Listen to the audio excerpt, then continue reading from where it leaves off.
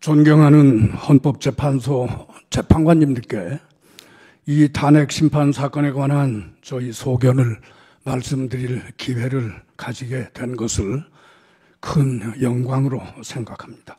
먼저 지극히 과중한 부담 속에서도 이 사건의 공정하고 신중한 심리에 매진해 오신 재판관님들께 깊은 경의를 표합니다. 피청구인이 지난해 12월 3일 돌연히 비상계엄을 선포함으로써 대한민국이 극심한 혼란과 갈등 상황에 처한 지 이제 84일이 되었습니다. 이 기간 동안의 일들을 돌아보면 참으로 착잡한 심정을 금할 수 없습니다. 피청구인의 계엄 선포 당일 우리 국민들이 느꼈던 황당함과 놀라움, 충격과 공포, 불안과 분노 등 지금도 그 느낌이 생생합니다. 그런데 그날 이후 이 사태에 대한 조사, 수사, 재판이 진행되는 과정에서 피청구인과 그 주변 일부 인사들이 그 당시 우리 모두 TV 생중계 화면으로 목도한 일들까지 부인하며 상식에 반하는 궤변과 책임 회피의 태도로 일관하고 있는 것을 보면서 우리 국민들은 또 다른 고통을 경험하고 있는 것이 현재의 상황입니다. 피청구인이 이른바 친위 쿠데타의 형태로 내란 행위를 벌인 것에 대해서 그 사실관계를 파악하고 그에 합당한 헌법적 대응을 하고자 하는 것이 바로 이 탄핵 심판입니다. 그런데 피청구인의 일련의 내란 행위, 그 사실관계와 성격은 기실 매우 단순하고 매우 명확합니다. 헌법 제77조 제1항에서 말하는 전시사변 또는 이에 준하는 국가의 비상사태도 아니었고 병력으로서 군사상 필요에 응하거나 공공의 안녕질서를 유지할 필요가 있을 때도 아닌 것이 객관적으로 명백한 상태에서 피청구인이 지극히 주관적인 판단 그리고 도저히 동의할 수 없는 동기와 목적으로 느닷없이 비상계엄을 선포하고 그 과정에서 적법한 국무회의 심의 및 부서 등 절차를 갖추지도 않고 헌법 제77조 제4항에 따라서 지체 없이 국회 통과할 의무도 이행하지 않은 것은 물론 국회의 계엄 해제 요구 의결을 불가능하게 하기 위하여 국회의 활동 등 일체의 정치 활동을 금하는 내용의 계엄 포령을 발령하고 국회의원의 국회 출입 통제 및 체포를 위한 병력을 출동시키는 등 일련의 내란 행위를 함으로써 헌법과 법률을 위배했다는 사실은 이 탄핵 심판 사건에서의 증거조사 그리고 그와 관련된 수사 및 조사 과정에서 이미 명백하게 드러났습니다. 이 부분은 저희들이 여러 증거도 제출한 바가 있어서 이 점에 관하여는 더 이상 중복하여 말씀드리지 않겠습니다. 다만 이 사건을 우리가 어떤 시각으로 바라볼 것인지 그 성격을 어떻게 규정해서 어떤 헌법적 대응을 할 것인지에 관한 의견을 말씀드리고자 합니다. 가장 먼저 이와 같은 피청구인의 행위에 있어서 그 위헌 위법의 정도, 위헌 위법의 중대성을 어떻게 평가할 것인지에 관한 것입니다. 이 점과 관련해서는 한 개의 질문 또는 의문이 떠오릅니다.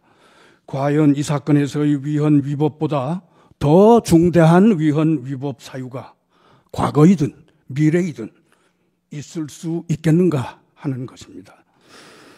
2004년 노무현 대통령 탄핵 심판 사건에서의 탄핵소추 사유는 요건대 기자회견에서 특정 정당을 지지한 대통령의 발언이 공무원의 정치적 중립 의무에 위반되는지 여부였고 2017년 대통령 박근혜 탄핵 심판 사건에서의 소추 사유는 어떤 특정 민간인의 국정 개입을 허용하고 권한을 남용한 행위가 대통령의 공익 실현 의무에 위배되는지 여부가 그 핵심이었습니다. 그에 비해서 이 사건의 소추 사유는 위헌 위법한 계엄령 선포, 그리고 그 전후에 걸친 국회 선관위 침탈, 다수의 정치인, 법조인 등 체포, 구금, 시도 등 내란 행위에 관한 것입니다. 우리 형사법의 전 체계 내에서 가장 중한 법정형이 규정된 범죄가 내란죄라는 점을 굳이 상기하지 않더라도 헌법 법률 위반의 중대성 면에서 이 사건에 있어서의 위헌 위법성보다 더 무겁다고 평가할 사유는 과거에도 또 미래에도 있을 것이라고 상상하기가 어렵습니다. 나아가 대통령의 국법상 지위가 어떠한지 잠시 생각해 보겠습니다. 대통령은 국정의 최고 책임자, 헌법의 수호자이면서 국군 통수권자입니다. 이는 헌법 제 66조 및 74조에서 명시하고 있습니다. 따라서 대통령은 이와 같은 엄중한 책무를 수행할 확고한 의사와 능력 그리고 자격을 갖추고 있을 것이 요구됩니다. 그리고 대통령의 어떤 공적인 행위에 대한 평가는 당연히 이러한 국법상 지위와 성격에 비추어서 행해져야 할 것입니다. 그러한 관점에서 이 사건의 경우를 살펴보고자 합니다. 돌아보면 피청구인이 당초에 비상계엄을 선포할 때의 대국민 담화 내용부터 납득하기 어렵고 실은 매우 괴이적었습니다. 그 담화 내용을 보면 국회의 탄핵 남발 그리고 예산 삭감 등으로 국정 운용이 매우 어렵다라고 하는 설명을 하더니 그 어떤 다른 사정의 설명이나 주장도 없이 갑자기 종북 반국가 세력을 일거에 척결하기 위해서 계엄을 선포한다라고 선언을 했습니다. 이 대목은 피청구인이 그와 다른 정치적 견해를 가졌거나 또는 대통령이 국정 운영에 협조하지 않는 자는 그것만으로도 종북 반국가 세력으로 인식하고 있다는 것을 드러내고 있습니다.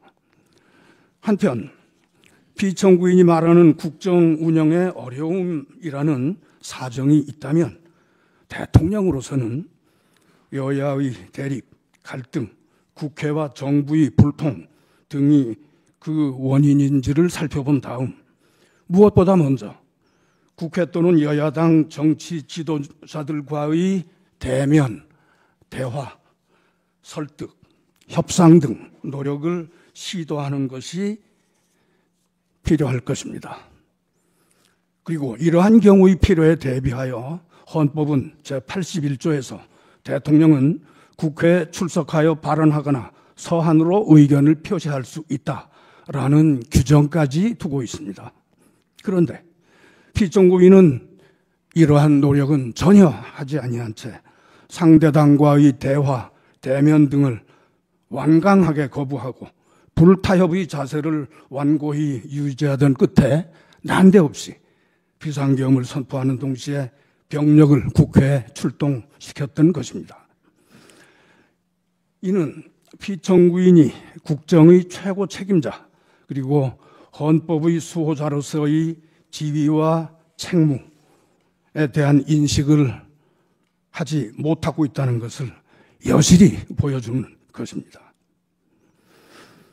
한편 피청구인은 적어도 지난해 봄 이후 정, 관, 군의 측근 인사들과 대화하면서 국정 운영의 어려움을 해소하는 방안으로 비상대권을 여러 차례 운유하였다는 것이 드러나고 있습니다. 이 또한 매우 우려되는 대목입니다. 비상대권이라는 용어는 중세 시대 이후 서구의 이른바 절대왕정 시대 또는 왕조시대에 존재했던 개념으로 근현대 국민주권 국가의 헌법에서 엄격한 요건과 절차에 따라 제한적으로 인정되는 국가 긴급권과는 그 발상의 기초가 다른 것입니다. 그리고 피청구인은 실제로 이 사건 비상계엄의 선포 및 일련의 내란 행위를 함에 있어서 헌법과 법률에 정한 실체적 또는 절차적 요건 등을 전혀 괴념하지 않고 함부로 진행한 것으로 드러나고 있는데, 이는 피청구인이 과거 절대왕정 또는 왕조시대의 비상대권 개념에 함몰되어서 현대 국민주권 국가의 대통령직에는 전혀 맞지 않는 그런 시대착오적 인식을 가지고 있다는 것을 보여주는 것입니다.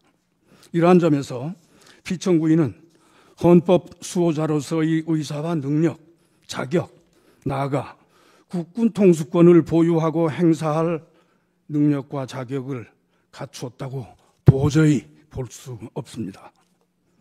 또 한편 피청구인은 비상계엄 선포 당시 최우선적으로 선거관리위원회의 군병력을 출동 침투시켜 제압하고서도 이제 와서는 부정선거 음모론을 믿었던 것은 아니다. 단순히 선거관리 시스템 점검을 하고자 했던 것이다 라고 주장하고 있는데, 그러한 선거관리 시스템의 점검이라면 대통령의 통상적인 행정권한 행사로 충분히 가능한 것이므로 결국 이는 피청구인 스스로 병력을 출동시켜야 할 국가 비상사태는 아니었다라는 것을 자백한 것과 같습니다. 이 밖에 피청구인은 억지 주장과 궤변으로밖에 볼 수 없는 여러 가지 주장을 하였는데 이를 전부 매거하기가 어려울 정도입니다. 피청구인은 계엄 선포 당일 군인들이 국회에 출동 진입을 했으나 그로 인한 무슨 유혈 사태가 발생하지는 않았고 오히려 군인들이 국민들로부터 폭행을 당했다라고 주장하였는데, 이는 마치 야간 주거 침입 강도범이니 그 강도범을 집에서 밀어내려고 한 집주인을 폭행범으로 몰아붙이는 것과 똑같습니다.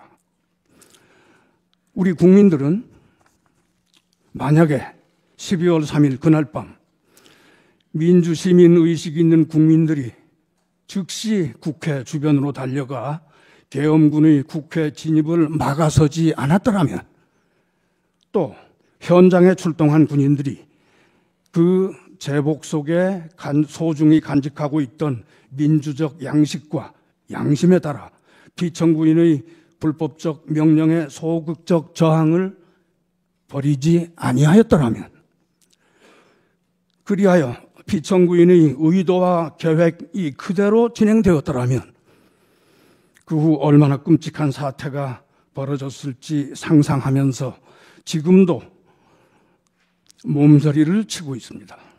그런데도 피청구인은 세상에 2시간짜리 계엄이라는 것이 있는가, 의원 등 체포 또는 유혈 사태가 실제 발생하지 않았으니 아무 일도 일어나지 않은 것, 국회의 해제 요구 의결을 당연히 예상한 경고용 계엄, 심지어는 계몽령 운운함으로써 차마 할 말을 잃게 하고 있습니다. 그러나 단언컨대 우리 국민들은 이 사건 비상계엄과 탄핵 심판의 전 과정을 비상한 관심으로 지켜보고 있습니다. 그리고 피청구인 측이 어떤 궤변을 농하더라도 그 허구성, 그 허위성을 간파할 능력이 있으며 따라서 그에 현혹되지 않을 것입니다. 피청구인이 국민 대다수의 바로 눈앞에서 위헌 위법한 만행을 펼쳐 보이고서 그 후에 억지 변명과 궤변으로 잘못을 덮을 수 있다고 생각한다면 그것은 우리 국민들의 의식 수준과 판단 능력을 얕잡아보는 오만함일 뿐입니다. 존경하는 헌법재판관님, 피청구인이 나름 상당한 기간에 걸쳐 이 사건 비상 개엄 및 일련의 내란 행위를 계획해 왔으나 정작 그 실행 과정에서 예상치 못했던 변수들로 인하여 당초의 목적을 달성할 수 없게 되었던 것이다 라고 하는 객관적 상황이 충분히 밝혀진 상황입니다. 그런데도 피청구인은 그에 대해서 당당하게 과오를 시인하고 책임지는 자세를 보이기는커녕 억지 변명과 궤변, 책임 회피, 그리고 피해자 코스프레 등으로 일부 지지층을 향한 선동을 계속하고 있습니다. 그리하여 우리 사회는 최근 두 개 진영으로 나뉘어서 상대 진영에게 증오와 분노의 언어를 쏟아내고 있습니다. 그리고 피청구인은 그러한 혼란 상황을 이용하여 다시 한번 정치적 반대자들을 반국가 세력으로 몰아서 일거에 척결할 기회를 갖고자 골몰하고 있는 것으로 보입니다. 그러나 광인에게 다시 운전대를 맡길 수는 없습니다. 또한 증오와 분노로 이성을 잃은 자에게 다시 흉기를 쥐어줄 수는 없습니다. 헌법 수호자로서의 책무를 망각하고 헌법 규정과 그 정신에 역행하여 헌법과 헌정 질서를 공격하고 그러한 목적으로 국군 병력을 함부로 동원해서 헌법기관과 헌법체계를 공격함으로써 헌법 수호자 겸 국군 통수권자로서의 능력과 자격이 없음을 스스로 증명한 사람을 대통령직에 복귀하게 할 수는 없습니다.